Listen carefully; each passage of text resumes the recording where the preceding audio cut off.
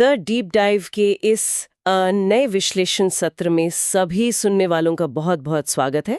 आज की चर्चा बहुत ही दिलचस्प होने वाली है क्योंकि खैर आज हम जिस विषय पर बात कर रहे हैं वो हम सभी की जिंदगी से जुड़ा है। बिल्कुल। और ये एक ऐसा विषय है जिसे लेकर लोगों के मन में कई तरह के भ्रम रहते हैं। हाँ, एकदम सही कहा। अक्सर ये माना जाता है कि फाइनेंशियल फ्रीडम यानी आर्थिक स्वतंत्रता कोई ऐसी जादुई मंजिल है जो केवल उन गिने चुने लोगों के लिए है जो या तो किसी रईस परिवार में पैदा हुए हैं या फिर जिन्होंने कोई बहुत बड़ी लॉटरी जीत ली हो। जो कि असल में एक बहुत बड़ी गलतफहमी है। बिल्कुल। और इसी धारणा को तोड़ने के लिए आज हम एक बहुत ही खास स्रोत पर चर्चा करने वाले हैं। इस सामग्री का नाम है the financial freedom blueprint, your road map to wealth, जिसे तैयार किया है पेज टू इंस्पायर ने। और ये ब्लूप्रिंट सच में आंखें खोलने वाला है ना?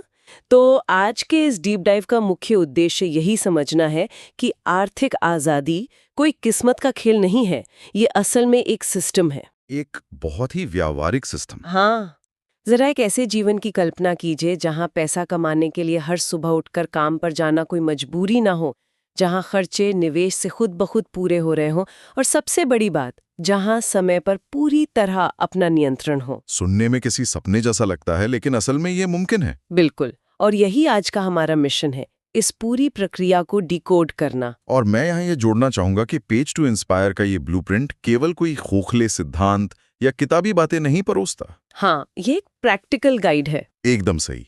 ये ब्लूप्रिंट असल में माइंडसेट यानी हमारी सोच और प्रैक्टिकल स्ट्रैटेजी का एक ऐसा रोड मैप है जो इसे समझने वाले किसी भी इंसान का आर्थिक भविष्य बदल सकता है।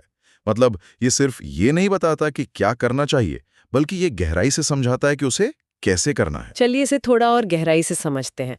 इस ब्लूप्रिंट के सबसे पहले सिद्धांत से शुरुआत करते हैं। असल में ये फाइनेंशियल फ्रीडम है क्या? इसका जवाब स्रोत में बहुत ही स्पष्ट तरीके से दिया गया है। हाँ, इस स्रोत ने एक बहुत ही सीधा फॉर्मूला दिया है।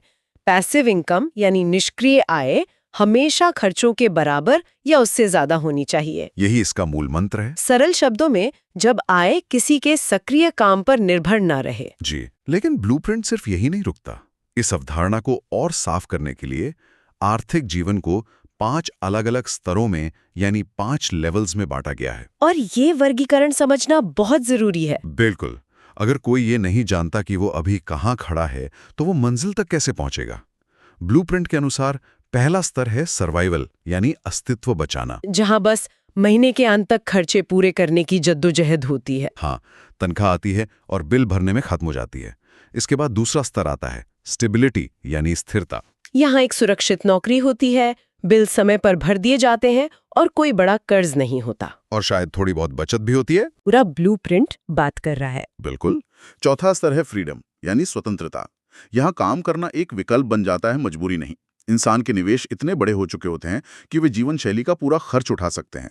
और आखिरी स्तर क्या है? पांचवा स्तर है वेल्थ यानी संपत्ति, जहां पैसा इतना ज्यादा होता है कि वो केवल एक जीवन काल के लिए नहीं बल्कि पीढ़ियों के लिए काम करता है। लेकिन यहाँ एक बहुत ही चौंकाने वाला तथ्य है जो आज का आहा मोमेंट भी है। दुनिया के ज्यादातर लोग केवल लेवल 2 यानी स्टेबिलिटी तक ही पहुंच पाते हैं और उसी में उलझ कर रह जाते हैं। और ऐसा इसलिए होता है क्योंकि स्थिरता सुरक्षा का एक झूठा एहसास देती है। हाँ, लोगों को लगता है कि सब कुछ नियंत्रण में है। बिल्कुल। ईएमआई कट रही है, क्रेडिट कार्ड का बिल भरा जा रहा है, तो लगता है कि जीवन सेट है। लेकिन असल में वे उस चूहे दौड़ का ही हिस्सा होते हैं। अगर नौकरी चली जाए तो वो स्थिरता ताश के पत्तों की तरह ढह जाती है और वे वापस लेवल 1 में गिर जाते हैं। एकदम सही। लोग स्थिरता को ही मंजिल मान लेते हैं और इसी चक्र को तोड़ने के लिए ब्लूप्रिंट अपना पहला कदम सामने रखता है, जो कि है इनकम कंट्रोल। आजादी की शुरुआत ज्यादा कमाने से नहीं बल्कि जो कमा रहे हैं उस पर नियंत्रण से होती है। और इसके लिए ब्लूप्रिंट में 70-30 का एक बहुत ही सख्त नियम दिया गया है। ये नियम काफी दिलचस्प है। ये नियम कहता है कि खर्च किसी भी हाल में आय के 70% से ज्यादा नहीं होना चाहिए। बाकी बचे 30% को निवेश क्षमता यानी इन्वेस्टिंग कैपेसिटी बनाना अनिवार्य है। लेकिन मैं यहाँ थोड़ा रुक कर ये पूछना चाह रही थी कि क्या ये आज के समय में यथार्थवादी है? ये सवाल कई लोगों के मन में आता है। हाँ, क्योंकि शहरों में मकानों का किराया इतना ज्यादा है, किसी भी आम नौकरी पेशा इंसान के लिए आय का 30% बचाना लगभग असंभव सा लगता है। देखिए, ब्लूप्रिंट ये नहीं कहता कि 30% बचाना आसान है, ये कहता है कि ये जरूरी है। अगर कोई व्यक्ति 70% में अपना गुजारा नहीं कर पा रहा है, तो इसका मतलब है कि या तो उसे अपनी जीवन शैली को डाउनसाइज करना होगा, जैसे छोटे घर में जाना। जी, या फिर उसे अपनी आय बढ़ाने के नए रास्ते खोजने होंगे।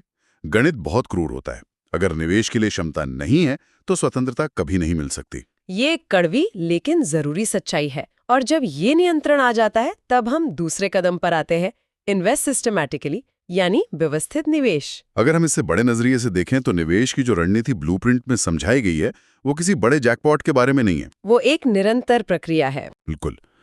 जो पैसा कमाया गया है उसमें से वो 30% सीधे किसी सिस्टम में जाना चाहिए, जैसे SIP, और वहां से वो पैसा एसेट्स खरीदने में लगना चाहिए। और यहाँ सबसे महत्वपूर्ण बात है इसे ऑटोमेट करना। जी, ताकि ये भावनाओं पर निर्भर ना रहे। इस हिस्से में मुझे स्रोत की एक लाइन बहुत पसंद आई, जिसे हम आज की गोल्ड लाइन कह सकते हैं। आर्थिक आज़ादी एक बार के किसी बड़े निवेश से नहीं आती, बल्कि बिना रुके नियमित निवेश से बनती है। ये बहुत ही गहरी बात है। लोग अक्सर उस बड़े अमाउंट का इंतजार करते हैं जो कभी नहीं आता। और इस बीच कंपाउंडिंग की ताकत खो देते हैं। निरंतरता ही असली जादू है। और इसी से तीसरे कदम का रास्ता खुलता है, बिल्ड एसेट्स। इस कदम में एक बहुत ही सीधा नियम है, खर्च से पहले एसेट बनाओ। जो कि आम सोच के बिल्कुल विपरीत है। हाँ, लोग पहले खर्च करते हैं और फिर जो बचता है उसका एसेट बनाते हैं। लेकिन ब्लूप्रिंट में 5 प्रकार के एसेट्स की सूची दी गई है जिन पर ध्यान देना चाहिए। पहला है इक्विटी या मार्केट, यानी शेयर बाजार, जहां कंपनियों में हिस्सेदारी ली जाती है। दूसरा है बिजनेस, जो बिना सक्रिय समय के चलता है। तीसरा है रेंटल एसेट्स, जैसे रियल एस्टेट, जो हर महीने किराया दे। और बाकी के 2 आज के डिजिटल युग के हिसाब से बहुत जरूरी हैं। बिल्कुल। चौथा है डिजिटल एसेट्स, जैसे कोई ब्लॉग या ऑनलाइन कोर्स जो एक बार बनाने के बाद सालों तक आय दे। और 5वां है कैश फ्लो एसेट्स, जहां से नियमित नकदी आती रहे। लेकिन एक आम इंसान जो हफ्ते में 40 घंटे नौकरी कर रहा है, उसके लिए ये सब कैसे मुमकिन है? कोई भी इंसान एक ही दिन में ये 5 एसेट्स नहीं बना सकता। शुरुआत हमेशा सबसे आसान विकल्प से होती है, जैसे एक छोटी सी SIP। जी, ये एक एक करके बीज बोने की प्रक्रिया है। और यही हमें चौथे कदम पर ले जाती है, मल्टीपल इनकम स्ट्रीम्स, यानी आय के कई स्रोत। क्योंकि सिर्फ एक नौकरी पर निर्भर रहना बहुत खतरनाक हो सकता है। इसीलिए ब्लूप्रिंट एक ढांचे की बात करता है।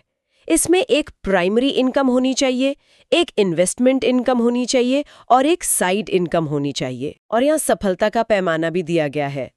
अगर आय के 3 स्रोत हैं तो उसे स्टेबिलिटी मिलती है, लेकिन फ्रीडम के लिए आय के 5 स्रोत होने चाहिए। और यहाँ ध्यान देने वाली बात यह है कि ये 5 स्रोत सक्रिय काम नहीं मांगते। मतलब 5 नौकरियां नहीं करनी है। बिल्कुल नहीं। ब्लूप्रिंट का पूरा ध्यान निष्क्रिय आय पर है। ऐसा सिस्टम बनाना जो बिना इंसान की मौजूदगी के पैसा बनाता रहे। अब आते हैं 5वें कदम पर, जो हमारी रोजमर्रा की आदतों से जुड़ा है, एक्सपेंस डिजाइन। यहाँ सबसे दिलचस्प बात यह है कि फाइनेंशियल फ्रीडम का मतलब कंजूसी करना नहीं है। ये एक बहुत बड़ा भ्रम है। लोग सोचते हैं कि सारी इच्छाओं को मारना पड़ेगा। लेकिन ब्लूप्रिंट सिखाता है कि रहस्य स्मार्ट खर्च करने में है।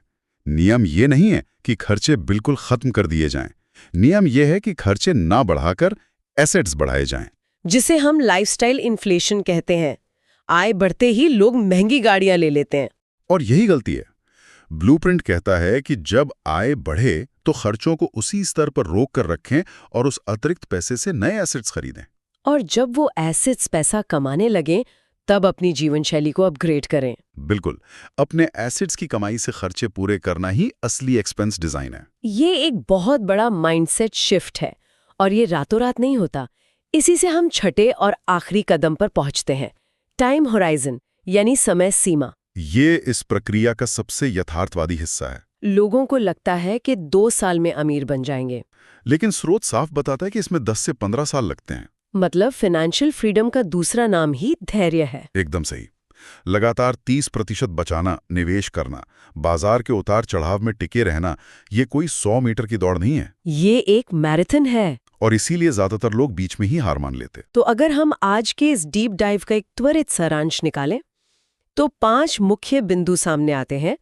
पहला, खर्च नियंत्रण, यानी 30% निवेश क्षमता। दूसरा, नियमित और ऑटोमेटिक निवेश। तीसरा, खर्च से पहले एसेट निर्माण। चौथा, आय के कई स्रोत बनाना। और पांचवा, 10 से 15 साल का अटूट धैर्य। इस पूरी चर्चा को समेटते हुए पेज टू इंस्पायर के स्रोत से एक बहुत ही प्रभावशाली अंतर सामने आता है, जो माइंडसेट के बारे में है। जी। स्रोत कहता है कि गरीब लोग पैसा खर्च करते हैं, मिडिल क्लास लोग पैसा बचाते हैं, अमीर लोग पैसा निवेश करते हैं, और जो लोग फाइनेंशियली फ्री होते हैं वे पैसा एक सिस्टम में डालते हैं। ये वो मशीन है जो तब भी काम करती है जब इंसान सो रहा होता है। ये जानकारी उन सभी के लिए बहुत जरूरी है जो अपना समय और अपना जीवन अपने तरीके से जीना चाहते हैं। ये सिर्फ पैसे की बात नहीं है, ये आजादी की बात है। लेकिन आज की चर्चा खत्म करने से पहले मैं स्रोत के आधार पर एक ऐसा सवाल छोड़ना चाहूंगा जो हमें गहराई से सोचने पर मजबूर कर दे। बताइए। अगर असल आजादी पैसे को किसी सिस्टम में डालकर 10-15 साल तक धैर्य रखने से मिलती है, तो वो कौन सी एक चीज या आदत है जिसे आज ही उस सिस्टम का पहला हिस्सा बनने के लिए बदला जा सकता है, ताकि जीवन लेवल 2 की स्थिरता से निकलकर लेवल 4 की आजादी की ओर बढ़ सके? ये सच में एक ऐसा सवाल है जिस पर हर सुनने वाले को आज विचार करना चाहिए। खुद की आदतों का एक ऑडिट करना बहुत जरूरी है। इसी विचार के साथ हम द डीप डाइव के आज के सत्र को समाप्त करते हैं। इस विषय को इतनी गहराई से हमारे साथ समझने के लिए आप सभी का बहुत बहुत धन्यवाद। धन्यवाद। उम्मीद है आज के इस विश्लेषण से आर्थिक सोच को एक नई दिशा मिली होगी। मिलेंगे अगले सत्र में। अपना ध्यान रखें।